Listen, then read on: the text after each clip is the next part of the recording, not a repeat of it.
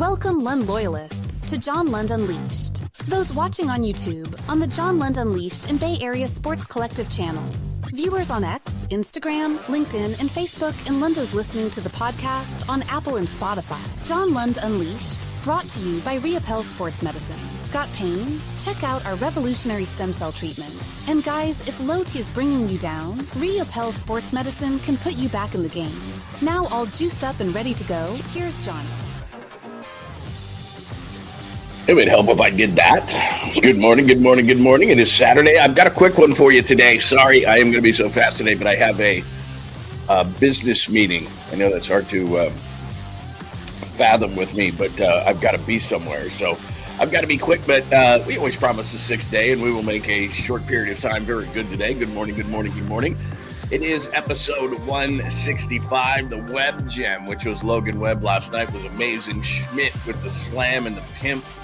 Are they for real? I got to keep asking myself. But, you know, we're almost to the midway point of the season. I guess we got to stop asking. Now, the Pacers blow it. If you're with us yesterday with me and Larry Kruger in the Krug Show, we always do, well, most of the time we do a bottom of the pint. And we did it for the Giants and the Dodgers last night. And we were split. We were doing Giants, Dodgers on one side and Pacers and Thunder on the other, and trying to give you the information on both of those games. We'll talk about that. Stephen A. Smith caught playing solitaire. I don't know why it pisses me off so much, but I'll explain. They did this Dumber and Dumber thing that was pretty funny, actually. People in the crowd, Kevin Durant on the latest, the NBA's greatest ever vagabond is going to find another team, which I don't know. I don't know what you think about it. We can get into that. Guys who stay their whole career one place, like Steph did or like Kobe did. And then back in the day, everyone did. I mean, you know, Larry Bird and all those guys, they didn't want to jump teams. They wanted to stay with their team and they wanted to make that team great. So we'll get into that with Kevin Durant if that hurts his legacy. And George Kittle spoke. Yesterday we had John Lynch on with Pat McAfee. And yesterday we had George Kittle on with Pat McAfee with one of those weird backgrounds and everything, which was kind of funny. So anyway, we'll get into all those things and do things quickly. Even though we are short on time this morning, we will do randoms, I'm sure, throughout the day. So that is the chalkboard. If you are new around here, thank you, thank you, thank you. We are today only on John Lund Unleashed on YouTube, as well as the Bay Area Sports Collective, which is that big B in the left-hand corner. So make sure that you subscribe to both of those places, John Lund Unleashed and the Bay Area Sports Collective. Please, and have those alerts on. Get that thumbs up. Please give us a like. That helps the algorithm. Okay, this stuff's not half bad. So please, that is very important. We are also on X today. That is the only external place we are, at John Lund Radio on X. Please make sure that you hit us up as well, whether you're watching the show live or a little bit later. You can always hit us up with the comments, and I'm on X a lot, so at John Lund Radio, you can hit me up there as well. And one other thing before we say hello to everybody and say good morning on a Saturday, Dr. Jeffrey Reapel. He is the fine sponsor of the program. If you hit that QR code right there with your phone, you're going to be able to get in there and get an appointment directly. My wife is doing the stem cell shoulder, elbow. She's feeling amazing. Foot, she just did about a second version on that about 10 days ago, feeling great. So make sure that you hit up Dr. Reapel. He is the fine sponsor of the program. You're supporting me by supporting him, and I really appreciate that. And not only does he do great procedures like stem cell, one of the first in California to do it, but I'm doing low T with him. I've done low T for years. It makes you feel a lot better, makes you have better energy. Your metabolism's faster. Just everything is great about it. But with Dr. Reapel, it's awesome because you just do one blood test. Then he does a quick procedure, and it's like 4 months. You're good to go rather than doing those weekly tests. So consider, if you are doing it, see Dr. Reapel about it. He's right there in San Ramon. If you're not in the East Bay, it is absolutely positively worth the drive. So Reapel, if you didn't hit the QR code there, just look on your favorite search engine, Riopelle, Dr. Jeffrey Reapel. And those are not just the two procedures they do. Make sure that you check out the website. Just Google it, and you'll see that they do all sorts of great procedures to make you feel good, look good, men, women, everybody across the board. So please check out my friend, Dr. Jeffrey Reapel, and support the program, and make sure that you tell him that I sent you over. All right, let's say good morning to everybody. Francis is here. Enrique, Joe Schmo. I saw Joe last night. It's very good to see you. Jake is here. Joy is here. Great to see everybody this morning, and I'm sure a bunch of people will join because, you know, I didn't really give a preview, and sometimes I won't show up on a Saturday. Most of the times I do. Probably say 80-20. But you're probably like, well, Lund's probably not going to show up. So hopefully people get those alerts. Everybody will jump into the room. But good morning to everybody. And I hope everybody had a great night. We did. That was one of the more fun, if you jumped in last night, that was one of the more fun bottom of the pints that we did with the Krug show. Just Logan Webb is absolutely great, which we'll get to in a second. Casey Schmitt bouncing back from Colorado, just in the Giants, just in general. You know, it would have been easy after that Colorado loss to kind of hang their head a little bit. You got Yamamoto on the mound. You got the Dodgers. You're at Dodger Stadium. Maybe you're intimidated, whatever the case may be. But, I mean, they kicked their ass from jump. You know, you saw Willy Adames, who we were hoping would have a lingering effect from Colorado, where he hit a couple of home runs and actually hit the ball well. And you're thinking to yourself, all right, well, it's Colorado. I mean, really? But he kept it going, get that first inning home run, get up on the board. And that's huge in any sport. You go up early, you know, all of a sudden it puts the pressure on the other team. So you're up 1-0. Logan Webb feels good about things. He starts to roll. Amazing last night. And then Casey Schmitt could have, again, another guy that could have hung his head. But I said this last night. I said it yesterday. I really believe it because I've heard this is the case, that Bob Melvin went to Casey and said, dude, the job's yours. Maybe a month here. And I don't care if you commit an error in Colorado or you hit a grand slam in LA. You're the third baseman. So relax, play the way you can play. Now, he should have had the play in Colorado. That would have won that game. They would have been fine. But makes another great defensive play. He's a great defender, whether he's playing third, short, second. He's learning first.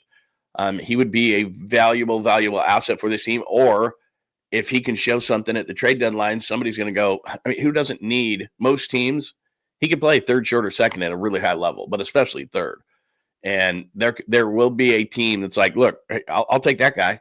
He's got power potential, and what I'll do is, just as a bad team, like these teams that I tell you that are out of it, the 6, 7, 8 teams that are already out of it here, why not? Why not just say Casey Schmitt's our third baseman, and I bet he turns into, I mean, he reminds me of Chapman a lot. He's got an up and down bat as far as, I don't think he's ever going to hit 300 or 280, but I could see him hitting 240 and knocking in 25 runs and playing really good defense, or hitting 20, 25 home runs and playing really good defense.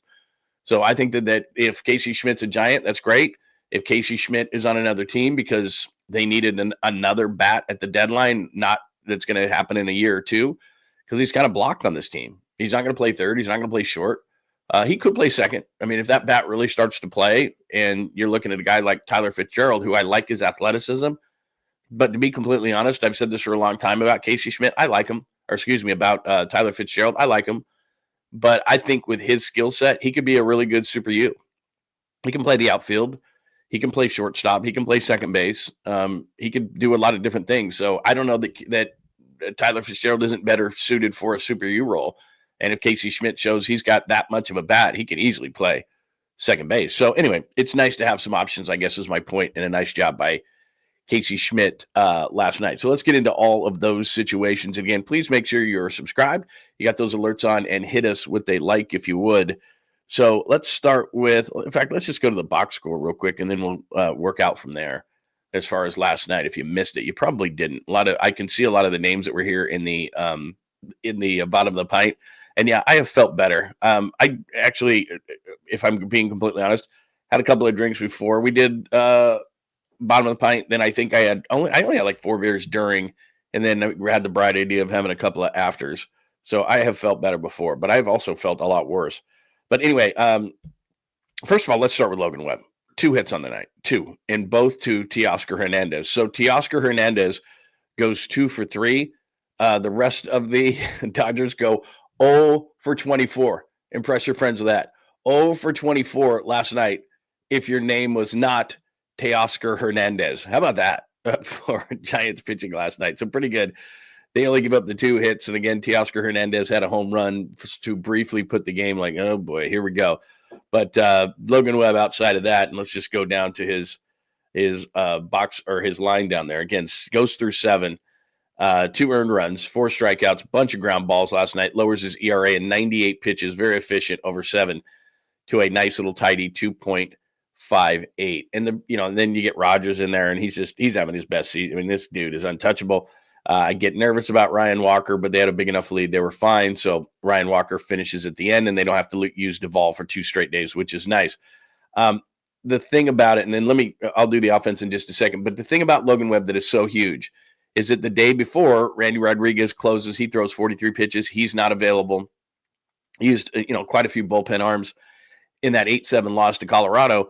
And so you're turning around, and it was nice that Birdsong had given him 6 in that game.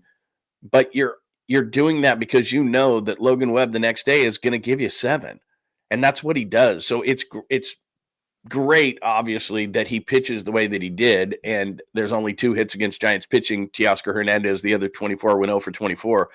The dominance of Logan Webb. But it's also the fact that he goes 7 and gives your bullpen a break. And so then Rogers pitches 1 tidy inning, and Walker can close the thing out. And now you didn't use Rodriguez, so he's available. You didn't use Duvall, so he's available. So if you play a close game, today or tomorrow or whatever, or both, your bullpen is fairly rested. And a lot of it is because Logan Webb is just that good, and you just expect it out of him. So it's like, look, we can use our bullpen before and after him quite a bit because he's going to throw 7.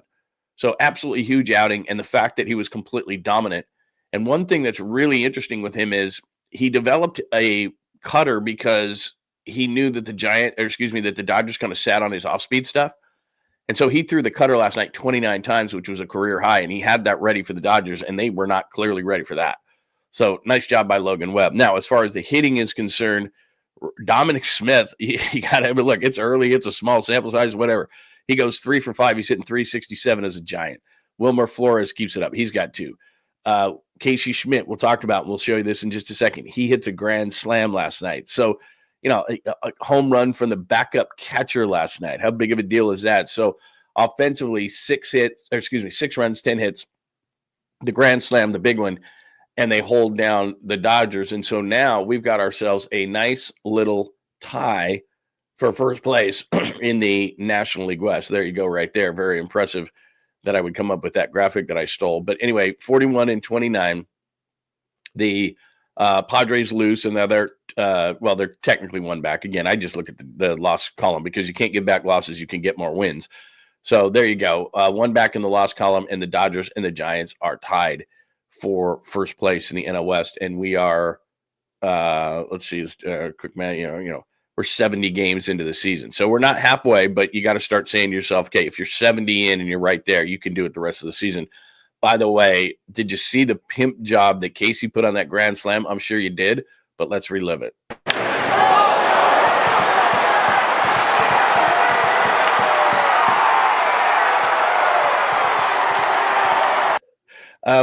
I love to talk about sports. I've been a sports fan my whole life. I played Little League baseball up to high school baseball. I played lacrosse in high school and college. Could never play football, was never big enough or tough enough. Was never big enough to play basketball, although I played, up until high school, and then they went, dude, you can't play. Point being is that I've never had that happen where, where you smoked a ball so well that it was out of the yard. It was a no doubter. Like, that feeling must be amazing. I'm not saying it's like sex amazing, but it's got to be pretty amazing. Like, it's got to be a top fiver, right? Because I've done little league home runs where I ran around the bases. I was like a leadoff or a number 2 hitter. I was really fast, stole bases, things like that. But I never had any power. None of that stuff. I had home runs, but they were little league home runs from running around the bases, right? Never over the fence. Never hit one over the fence. So not only did he hit that one and it was like gonzo, but the fact that you could sit and pimp that thing, I would really like that. Some people are like, oh, I'd like to dunk, or I'd like to, do this or do that. I think that would be the coolest thing ever, and especially a grand slam. Like, a home run's a home run. But you're at Dodger Stadium. You screwed up last night against Colorado. You make that play defensively, you probably win. Bob Melvin tells you again, you're in the lineup no matter what. Just keep going, keep going, keep going. And then he rakes one like that off Yamamoto. And you saw Yamamoto's reaction last night. If you watched the game, go back and watch it. Yamamoto is so pissed. He sees it because the pitcher knows, the hitter knows. Everybody in the stadium knows. All the players know. Everybody in the dugout knows. And so Yamamoto just turns, looks, and just, fakes like he's going to turf his glove there, which has got to be another great feeling. But anyway, there's Casey Schmidt hitting the grand slam last night, the biggest play of the game. Here's Bob Melvin post-game talking about Casey Schmidt and how he reacted from the unfortunate incident in Colorado to bounce back and hit that grand slam against the Dodgers. Like that kind of puts the day before away, and you feel great for him because this kid works really hard to prepare for a game. There's a lot of ability there, both defensively and offensively. The grand slam obviously is the biggest hit of the game and gave Webby a little breathing room. So, hats off to him to turn around the next day and put together a bat like that. And like I said, I just think it's very reflective of him getting an opportunity. Like if he's in the lineup just that time in Colorado, here's the difference. And why I keep bringing up this fact that he gets to go out there every single day and why it's a big mental advantage for him. So let's say that he's filling in for Matt Chapman at third base. He makes that error in Colorado.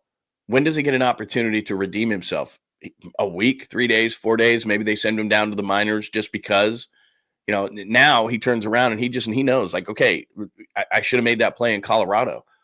But I turn around I'm in the lineup. It does not matter. And it's just a massive advantage. And I talk about it all the time as far as, like, you know, Kuminga looks over to the bench. Damn, I'm getting pulled. They just don't have the confidence to know they think they have to be perfect. Like, if I don't make every single play, I'm out of the lineup. And so Casey Schmitt wouldn't have a redemption the next night. He'd be filling in for Matt Chapman. Chapman's back at third base, and Casey Schmitt sitting on the bench going, the last time I saw the field, I made an error and cost our team the game. Conversely, he turns around and they just go, dude, you're in there. It doesn't matter what you do. And he hits a grand slam, and you can just tell he looks completely and very confident. Now, does that mean he's going to keep doing this? I don't know. But it's certainly helping. And what happens is that when you start to be a good baseball team, and you guys know this, but I'm just reiterating it, and go back to 2021 when they won 107 games. I'm not saying that's this team at all. But what you start seeing is I was so worried about organizational depth, and I still am. But then you see a Dom Smith get off to the start. He's getting off to professional at-bats that Lamont Wade Jr. couldn't even sniff this year. So these are all professional at-bats that he's giving you, even if he doesn't get on base. But he's 3 for 5 last night. Yastrzemski, I know, is kind of up and down, but you're getting different contributions up and down the lineup. And when guys come into the lineup, they're prepared to play. So Matt Chapman goes down, and the first thing you think is, oh, man, they're screwed.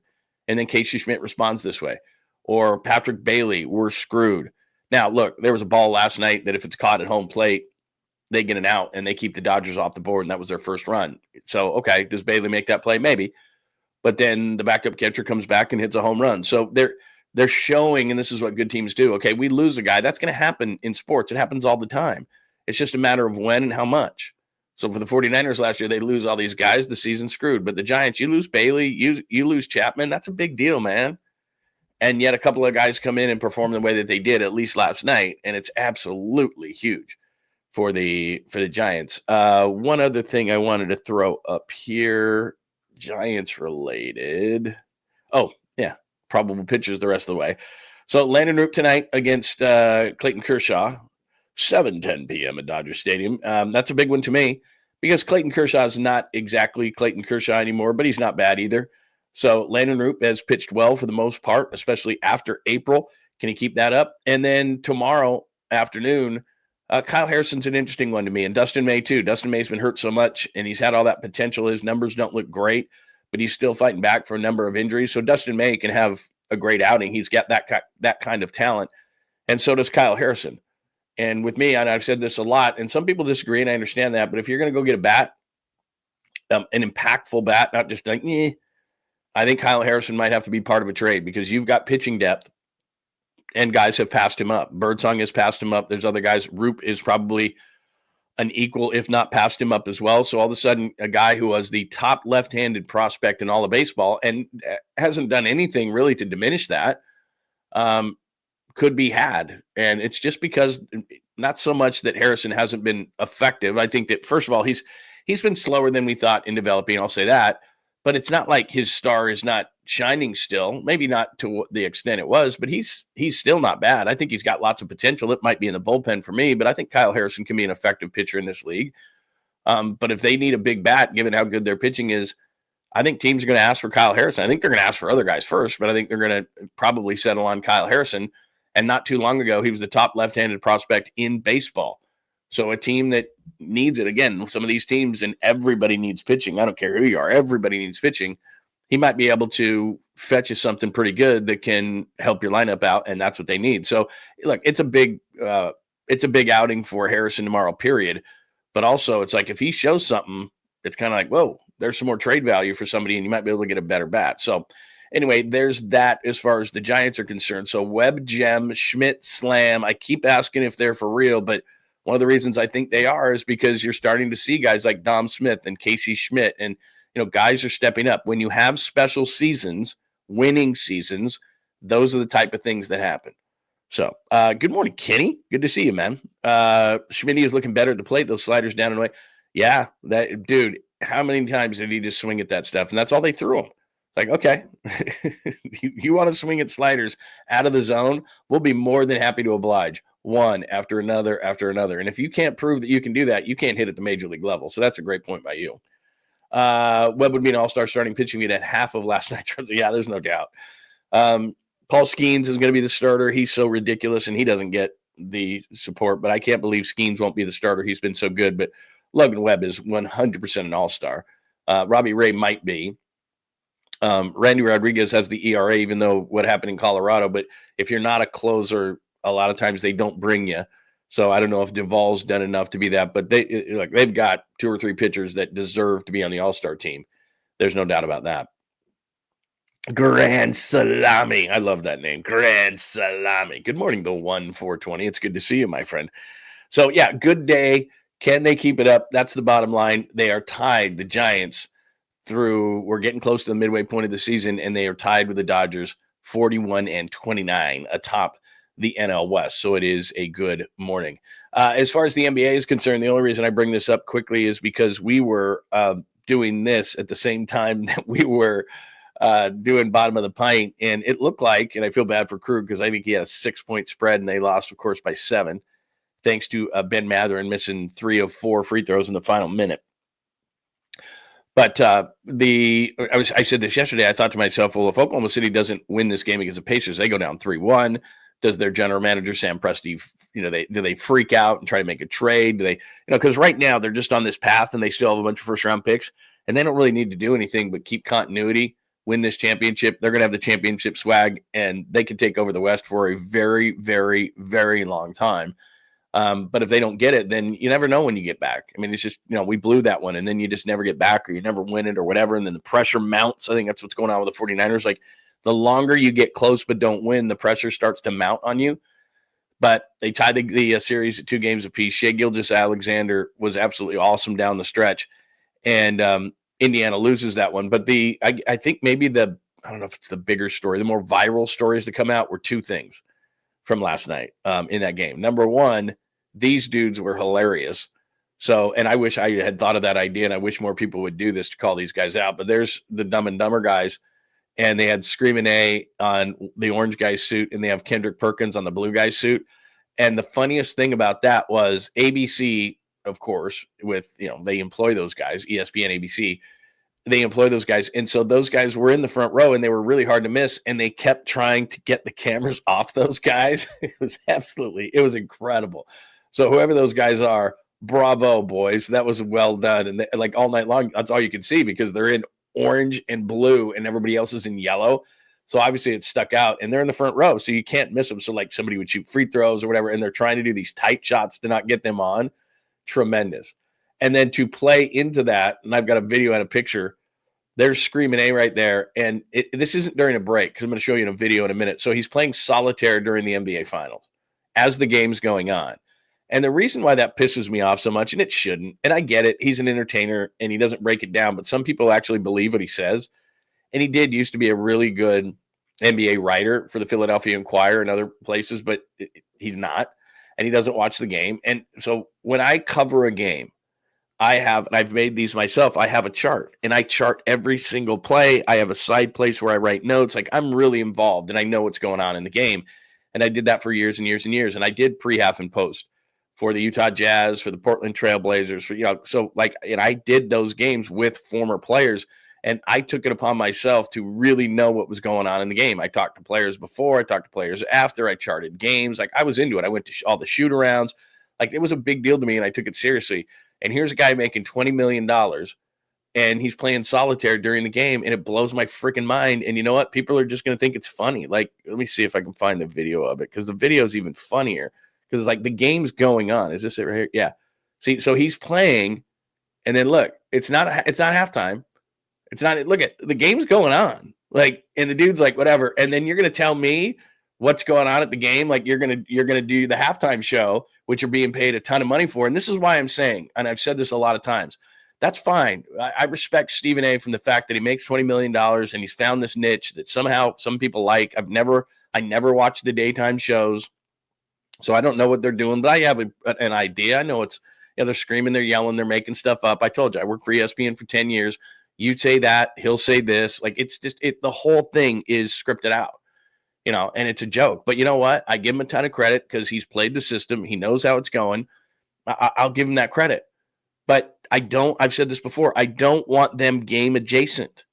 I don't want them in the game. I don't want them close to the game. Like, there's a window, like, okay, have your fun during the day and say stupid shit and scream your head off and do your act and be the lowest form of media that you're going to be. That's fine. And you've gotten paid and you figured out the system. That part, I'm like, good for you. Way to go. I have nothing but respect for that. But I know that you're not working hard. I know from the things that you say that you're not. And the thing with him is he's spread so thin. He does radio shows, TV shows, he's going from one place to the next that he doesn't know really, because he's spread so thin, anything about anything. But if he says it louder and if he screams it and he says it with authority, then people believe it. And it makes us as sports fans dumb and dumber. And that's why those guys have dumb and dumber suits, and it all comes around because they are dumb and dumber, and they make the rest of us dumb and dumber because people, not me, not you, we're too smart for that. But some people actually think they know what they're talking about. Meanwhile, the NBA finals are going on, which he's paid to analyze, and he's playing solitaire during the game. I'm sorry. I think that's ridiculous. I'm not mad. I'm not mad about it. Look, you beat the system, man. But if I'm paying somebody $20 million, I'm an executive, they'll laugh it off at ESPN. But if I'm an executive at ESPN, I'm not that happy. I'm not that happy that one of my lead analysts, who says dumb shit all the time, and I really don't care, is playing solitaire. If I'm Bob Myers, for example, who gets lumped in because a lot of people bitch and moan about their pre, half, and post, it's not. Bob Myers is doing a great job. Bob Myers is breaking stuff down. Bob Myers is telling you how players feel, coaches feel, GM feels, team feels, what's going on, where they are, what the pressure's like. He's been there, done that. So I shouldn't be angry about it, but it's just like, oh my God, are you seriously playing solitaire during the NBA finals? Like, it's bad enough when you see a fan, like, sit in front row and they've spent thousands of dollars on something and they're staring at their phone rather than watching the game, but you're actually paid to analyze the game. And then you want me to believe your opinion. You didn't even see the play. Anyway. All right. I'm over that. The latest on Kevin Durant, I feel kind of bad because Kevin Durant is going to go down in history as one of the best players ever. But in my mind, you're going to look at the back of his basketball card and he's just one of the biggest vagabonds ever. And if it's not his way, he wants the highway. He goes to Oklahoma City, doesn't feel like they can win a championship, leaves to the Warriors. The Warriors aren't his team, even though he wins championships, which is something he craved. But it's always going to be Steph's team, so I got to go. I'm going to create my super team in Brooklyn, but you chose the wrong guys. Jackasses in Kyrie Irving and James Harden. That's who you're going to hitch your wagon to. That didn't work out. Wow, that's a major surprise.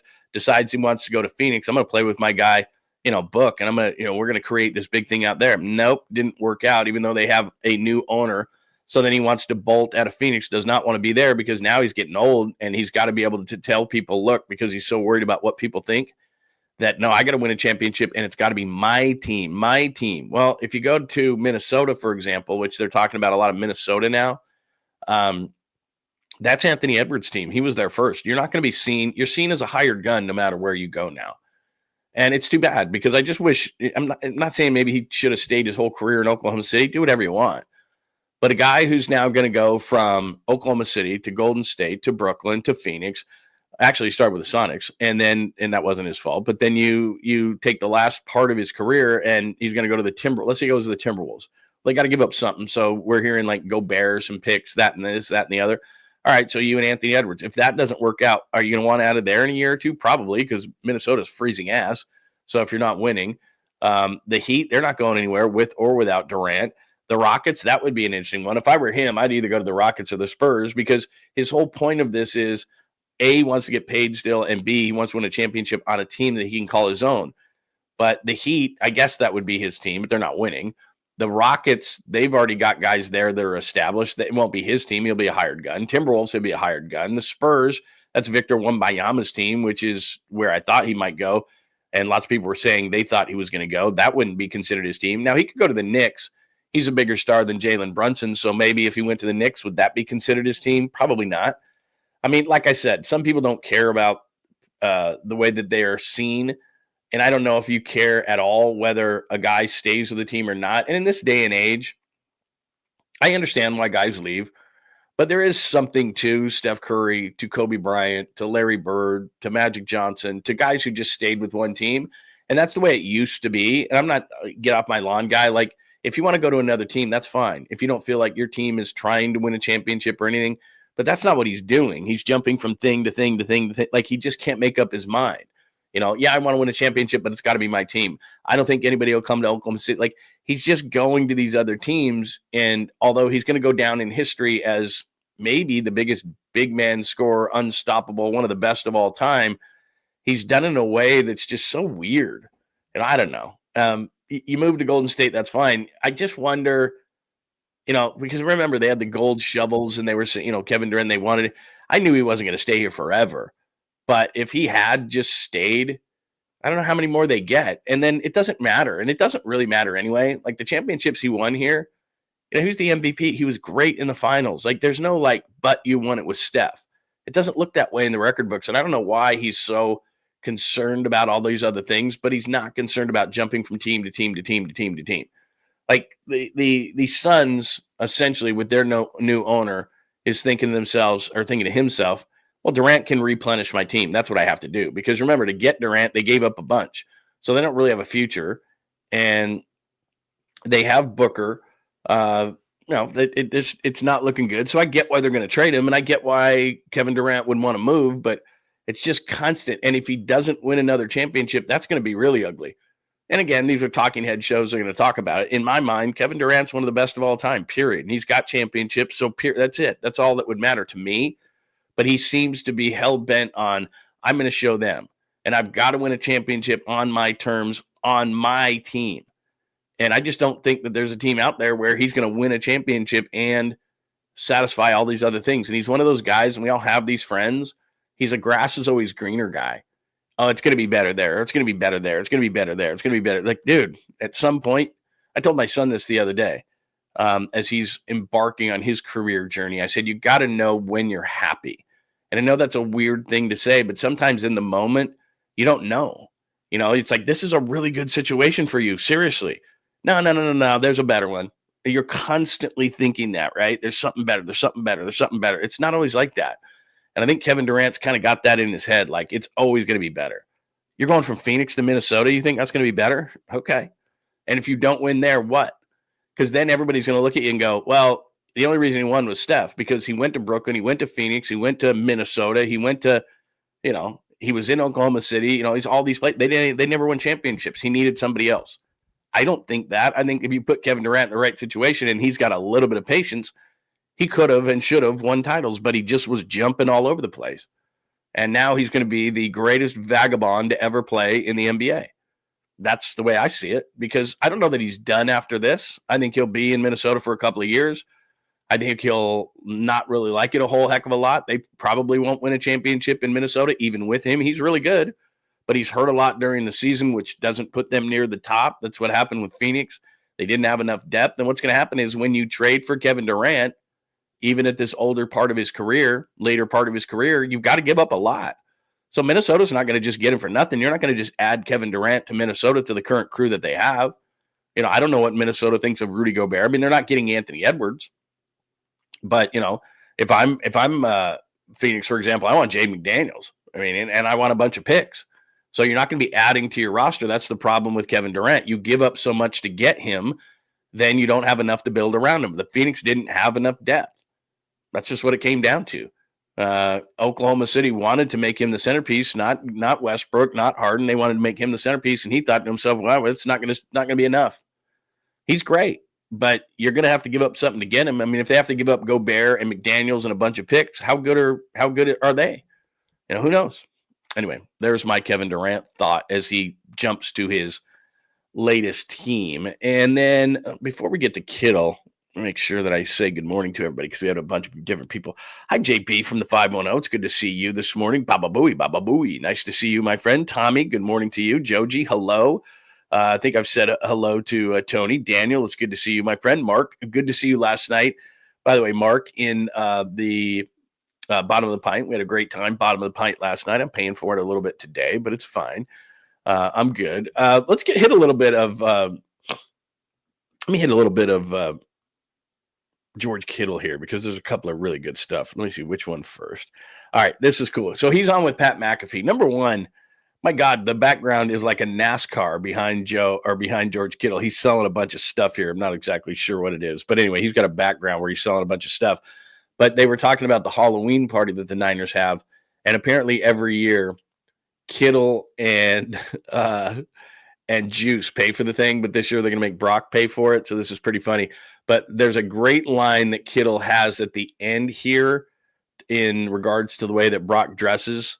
So take a watch, take a listen. Buying everything from here on out. Hopefully he pays for the Halloween party this year and it's not me and Juice anymore. But 76 million can put together quite a Halloween party. Sure, yeah. 265 though. Yeah, yeah, 265 can put together a better one. Yeah, this guy had a roommate though the first 4 years. Yeah. He's making $100,000 a year. Yeah, he's fine. He's probably gonna live like he's still got a roommate. Yeah, he will.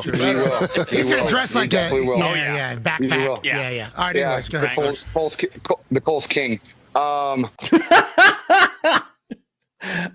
You know that's what they do in the locker room. They call it. You didn't just come up with that. The Cole's King. I was doing pregame. Maybe it was last year, maybe it was the year before, and he came walking in, and I just said, straight from the JCPenney catalog. But the Cole's King is better. I mean, I got to say that I've been upped on that one because I said JCPenney catalog, and he literally was walking in with like khakis. It looked like first day of school, khakis, some kind of bad shirt or whatever it was, in like a backpack, just a normal like backpack. And it looked like it was from like a JCPenney catalog or something, or Sears. But Cole's King, that's amazing. And he called Brock Purdy Cole's King. That's a Cole's Cash. But anyway, there you go. And then here, Camp Kumbaya continues. Remember, OTAs are done. We've got about 40 days until training camp. And here's George Kittle talking about how good things have been this offseason. Got a little extra time, obviously, everybody healing. Here's George on that. This year, your season ends in January. You get that extra month off. Whether you vacation, take care of your body, whatever you do, that itch to play football and hang out with the boys comes back a little bit quicker. And so I think everybody just wanted to be back in the building. And having everybody there, just practicing every day, working out together every day, sitting in meetings every day, it's just really fun. And you kind of build that team chemistry a little bit. Like most of our guys, I'd say we probably had 10 to 15 guys that wouldn't show up until phase 3. And now everybody was there since phase 1. So you just build those relationships a little bit quicker, get to see guys make plays. We have a ton of free agents. We have a ton of young guys. There's some openings on our roster, that's pretty obvious. We had a lot of departures, key departures, and a lot of opportunities for young guys to step up and take advantage of those opportunities. So seeing those guys, kind of make some.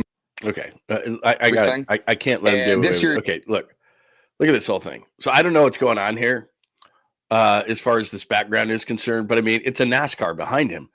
Kinder's, Old Spice, Dude Wipes, Jersey Mike's, Bud Light.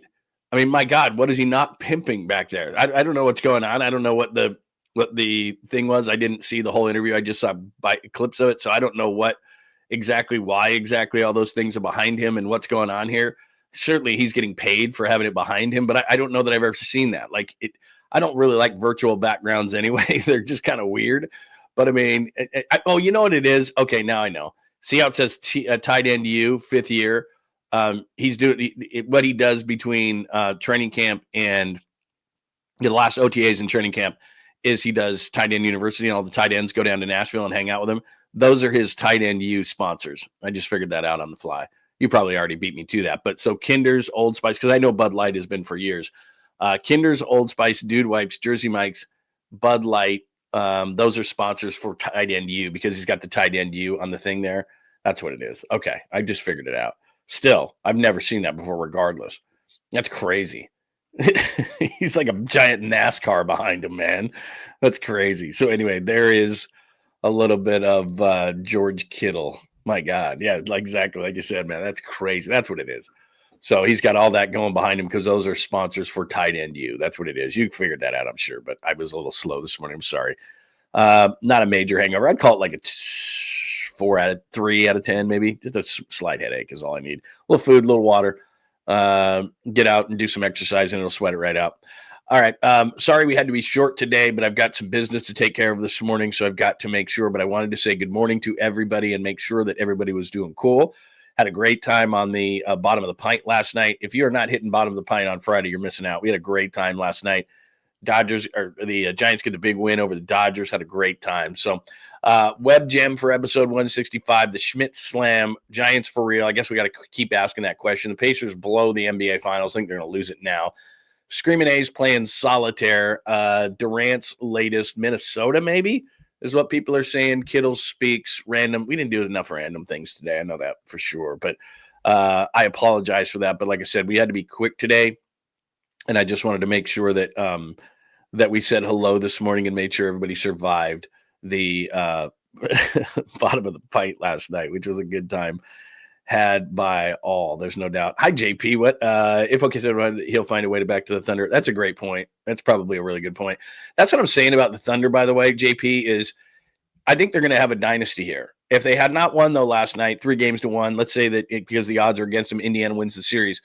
Sam Presti knows, he's their general manager, president of baseball or basketball operations. He was with the Spurs, so he knows how to kind of keep patience, continuity, all those kind of things. But if they don't win the series, like you said, do they freak out? Do they trade some of their youth and depth and picks for Kevin Durant or Giannis or somebody like that and try to skip steps? Because one of the things I'll give credit to the Warriors, they didn't when they could have. There were people like they were talking about moves and all this kind of stuff. And I know they got Durant, but that was just a loophole. And Harrison Barnes was stupid and didn't sign the contract. So it's like, okay, we're just going to go get Kevin Durant then.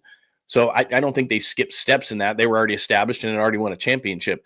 But would the Thunder panic if they didn't win this? And then, it's not a given that you get back every year. And I think championship swag is a real thing.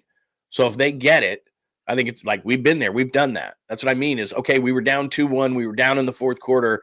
We came back. We won that game and we won the series. Versus if Indiana wins that game last night, they've got doubt about themselves. We're down 3-1. The front office is going, do we need to go get something else? And they panic and they blow, they give away picks. They give away a key player. All of a sudden, you're not in that window, or at least not as long. So I thought last night was an absolutely critical game, and I thought Indiana had it.